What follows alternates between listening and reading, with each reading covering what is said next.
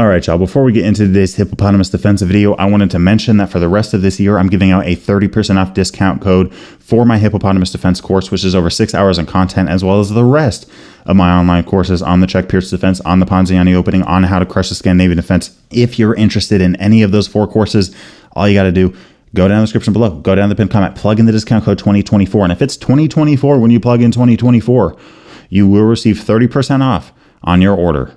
Doesn't matter how many courses you decide to get. I hope you guys enjoy. Today we continue our beating GMs with the Hippopotamus Defense series, this time going up against GM Matthew Turner in a bullet game. Here, Grandmaster Turner playing as white and I'm playing as black. This game starts out with the move of D4, and I go with my usual 1, 2, and 3. We see the move knight c3, e6, bishop g5. If you see that bishop g5 move when you're playing the Hippo, do what you were going to do anyways. Tuck that knight on e7. We have d5 here. Lock it up. Oftentimes if you see the move of e5 from white, think about it. But if you see the move of d5 from white, lock it up with the move of e5. That's generally a good rubric to follow. Here against the move h4, I go, you know what? I'm going to play h6. I'm going to try to kick that bishop out, see what it wants to do. Does this bishop want to run back to e3 where it's blocking the pawn, back to d2, a pretty passive spot, or all the way back to c1? Or does white want to take? Now, in this case, white ends up taking, and I capture back with the queen. Now, first off, we have the bishop pair now, and that's an advantage. I actually like the knights. The knight is my favorite piece in chess, and I generally actually like knights more than bishops.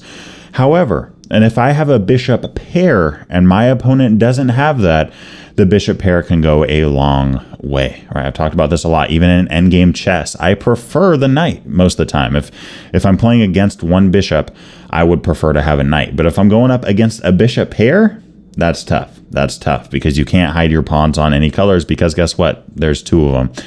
In this case here, we have the move of h5 from white.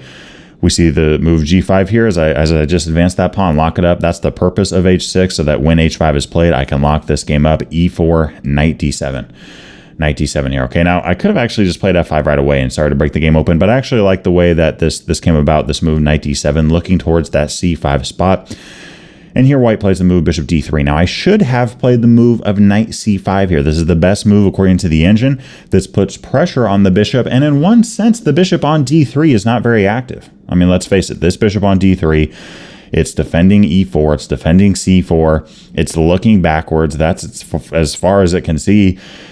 But it does hold an important role in slowing down this f5 push, because not only does white have a pawn, but a bishop as well. And if I, as black, am able to get rid of this bishop, end up castling and play f5, I mean, f5 is going to be a nasty idea, making advancements, making space on the king side of the board. But with that bishop there, things get a little bit harder. So I should have went with this move, knight c5. If a move like bishop c2, bishop g4, this is a key idea. When you're playing the Hippopotamus Defense, this can happen on the king side or the queen side. If your opponent pushes really hard with their h-pawn, for example, oftentimes that pawn becomes a big old target. In this case, the rook is now babysitting a pawn that cannot move.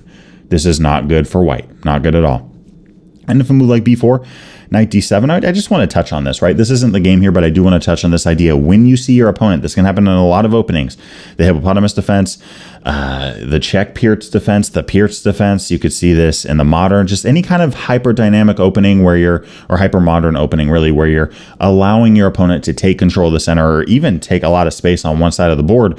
Oftentimes, white will push really hard and they'll actually push too fast and open up holes because of it. A hole in chess is a square that no piece can attack or defend for the rest of the game. And in this case, we can play the move of a5. Now, if white wants to play a move like a3 and keep this pawn on b4, then all right, we just keep playing our game. We castle king style, that kind of good stuff. If white captures, guess what? c5 for the rest of this game.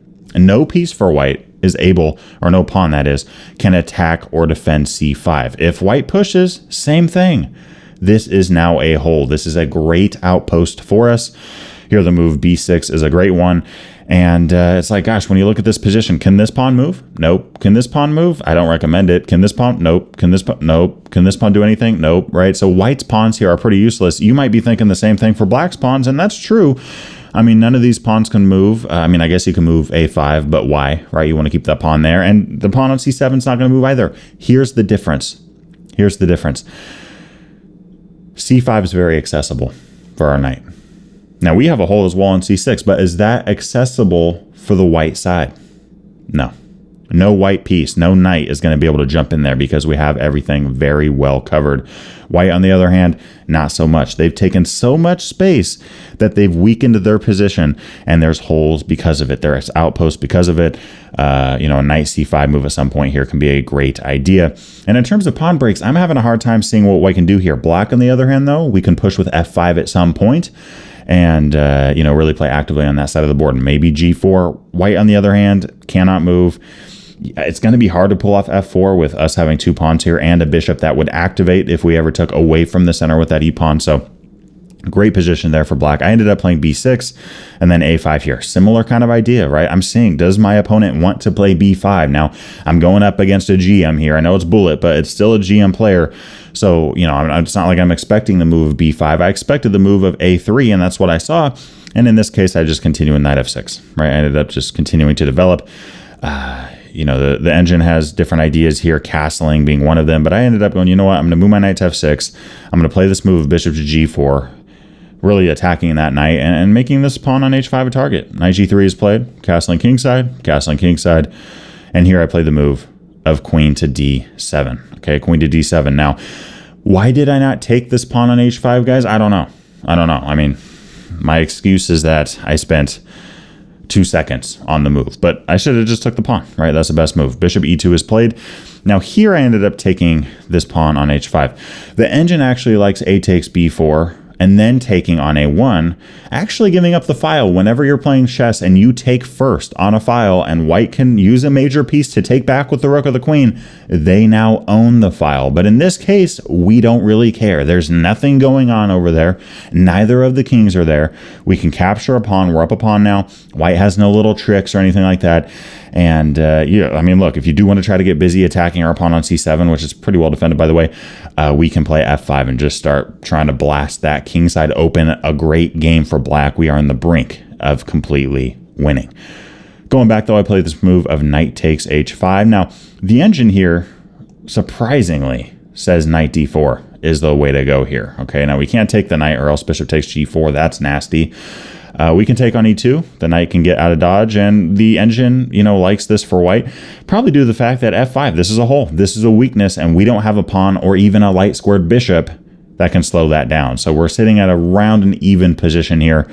Maybe slightly better for white. 0.1. This is very close, right? But in the game here, right, we see the move of knight takes e5 instead. Okay, so instead of knight d4, we see white end up going with knight takes e5. Guys, we're not going to take that knight and run into bishop takes g4, protected bishop. Our queen's attacked. When we run with the queen, we lose a knight. That's not good. That's dead losing. So in this case, we have bishop takes e2. And now we hit that point in the chess game where it's like you got 2 pieces on the other side of the board, right? And both pieces are like, well, let me get something for it. Let me get something for it. Let me bail out. Let me bail out. And you see a lot of that here, right? White here's going, you know what? I might as well take the queen. And I'm like, you know what? I might as well take your queen. And white's like, you know what? I might as well get a rook here. And I'm like, you know what? I might as well get your rook, right? We keep going back and forth in that kind of way. Rook takes e1. Okay, I might as well take the knight. I might as well do that. If I take the knight here, whoa, sure. I just took a piece, +3, but then white takes a piece too.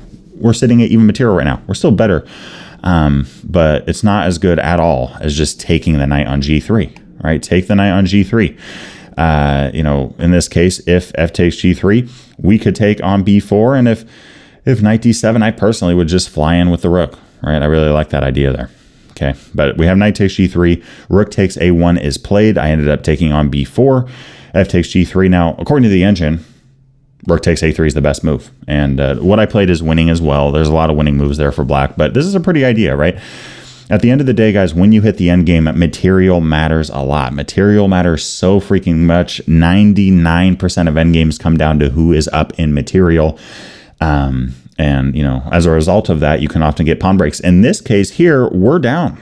We're down in material. We're down a minor piece for 2 pawns, but we don't care because in the end game, what matters is promotion, promoting to a queen, aka getting more material. We're down material, but we're about to be up, so we're winning. This knight cannot catch the pawn. That is more than impossible here. And a2, and we'd simply be crushing this. But okay, in the game here, I simply capture back with the king. You still can't take the pawn unless you want to lose your rook. So we see the move king f2. I capture on a3. push to a2, right? And both of us are under 30 seconds now left for the game, so we're both playing very quickly, just trying to, continue in a very fast fashion. Now here, that was a mistake, taking on h5. I brought my king out of position. What should I do instead of playing h5 and taking with the king?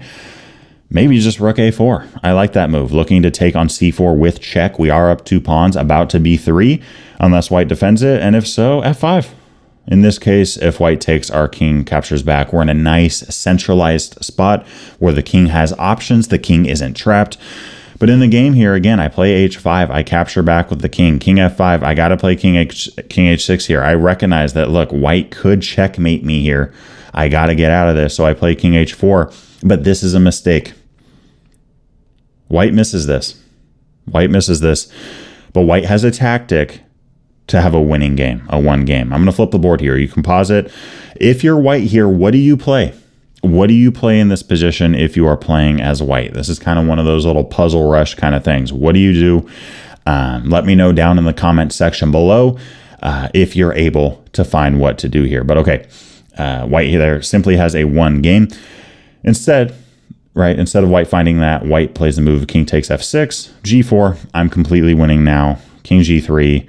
I capture on g2, king d7, and I make another mistake, right? And that's what's so fun about bullet. Not that it's fun to make mistakes, but like in bullet chess, things can just get really messy, and you're going to have a lot of positions that are very complicated, very tactically based, that you might not always get in a longer format game. So honestly, reviewing bullet games can be quite a bit of fun because the positions are messy. Both sides are giving tactics. Both sides are giving ideas. In this case, what should I do? Defend the pawn. There's no need to be in a rush here and play crazy. King f3, try to push the pawn. No.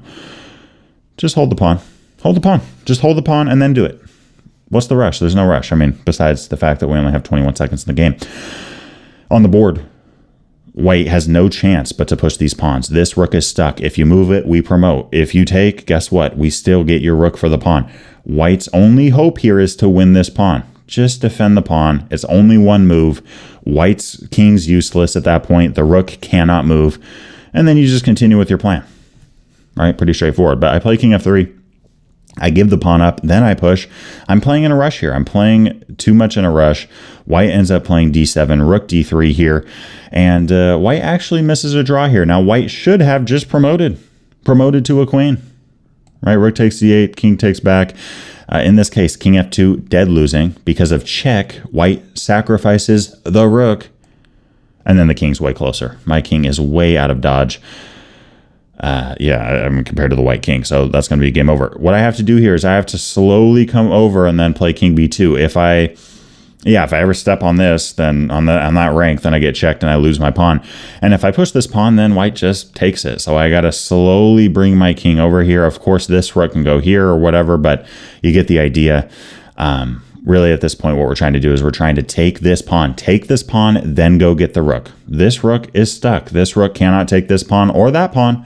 I mean, he can, but if you do it, we're going to get a queen. So, in this case, we're going to be able to get to that pawn in time. King b3, and this will end up fizzling out into a draw. Let's say white's trying to win this and they don't want us to promote and they check us. Okay, we go back. Oh, they don't want us to promote and they check us. Okay, we go back. We're going to go back and forth. This is going to be a 3-fold repetition game unless white just sacrifices for the pawn or lets us promote and then takes the queen. Same thing. Rook d3. In the game here, though, we have king takes b6 and I can take on d7. White cannot take on a2. White does, though. We see, g1 equals queen with check. And this game fizzles out very quickly. So overall, I hope you enjoyed this Hippopotamus Defense game. Obviously messy towards the end there, but there were some interesting tactical ideas that I thought you guys might enjoy in terms of endgame play. Again, going back to the beginning here, right? When you're playing quicker time controls, knowing your theory, knowing what you're doing in the opening is so prevalent. And it is too when you're playing in those longer time controls, whether that's 10 minutes or 15 minutes, or if you're in an over-the-board tournament game and you got more than an hour on the clock each side, it all matters. But what I'm trying to say is the shorter time you got on the clock, the bigger the advantage to the player that knows more theory. That is a bigger advantage the shorter the time on the clock. So in this case, there's only 1 minute on the clock each. I've been studying the Hippo like crazy. And my opponent here, a GM, GMs know their stuff. GMs know their theory. But in this case, right? We just basically follow pretty straightforward hippopotamus defense principles. And yeah, we end up with a better position here as black at move 8. Peace. Guys, I hope y'all enjoyed today's video. And just a quick reminder that in addition to the 30% off all online courses sale this month, we wanted to also give a 20% off sale on our physical merch all December. We got shirts, hoodies, mugs, and more on the merch shelf below. And we got a lot more on the website. So check them out and use the code WINTER20 for 20% off. On top of that, I wanted to give a big shout out to my Patreon supporters for the month of December in 2024. I appreciate you guys a ton. It's been great getting to know you. And yeah, I'm just humbled by your support. And if you guys haven't thought about joining the Patreon community before, there's some exclusive benefits that you gain by becoming a member. And I look forward to seeing you over there on the platform. Peace.